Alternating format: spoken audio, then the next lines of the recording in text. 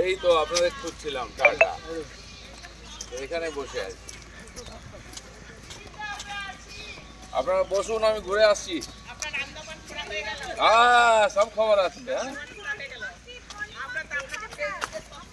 আমি তো আপনাদের খুঁজছিলাম, কোথায় আজকে ঘুরে যাওয়া এখানে আসবেন, আপনারা বসুন। আসছি। অ্যাকাউন্ট দিয়া